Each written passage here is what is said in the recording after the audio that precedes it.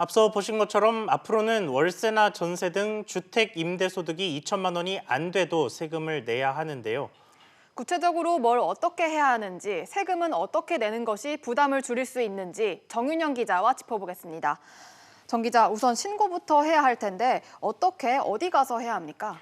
네, 일단 주택임대 사업자는 임대 개시일로부터 20일 이내에 사업장 관할 세무서에 가서 사업자 등록 신청부터 해야 합니다.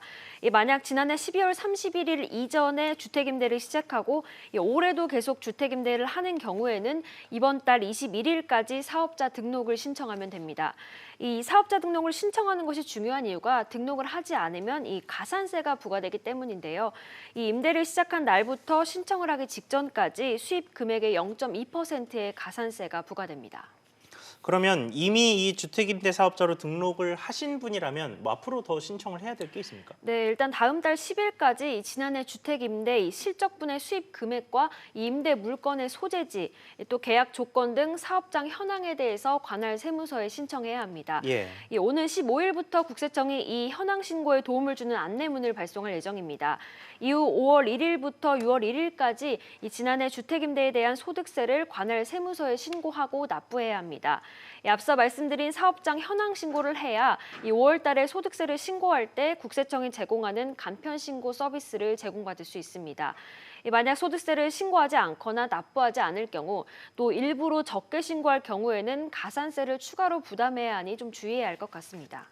네, 제일 궁금한 게 세금인데 이 세금을 줄일 수 있는 방법이 있습니까? 네, 이 주택임대 사업자로 등록할 때 이 세무서에 등록하는 것은 의무지만 지방자치단체에 등록하는 것은 선택사항입니다.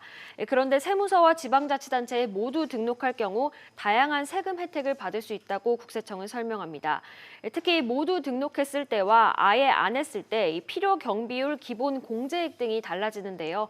등록 사업자는 필요경비율 60%, 기본 공제 400만 원의 혜택을 볼 수 있어 소득세를 계산할 때 유리해집니다.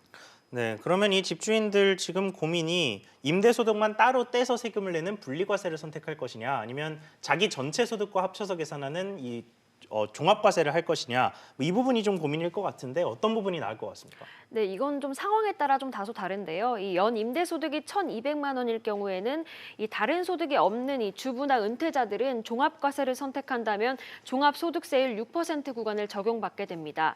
이 분리과세 때보다 낮은 세율이 적용되기 때문에 종합과세가 더 유리합니다. 하지만 다른 소득이 있다고 하면 이야기가 달라집니다. 국세청은 종합분리과세 예상세액 서비스를 제공하기 때문에 이를 적극 활용해서 어느 게 더 유리한지 따져볼 것을 권고하고 있습니다. 네, 정 기자 이야기 잘 들었습니다.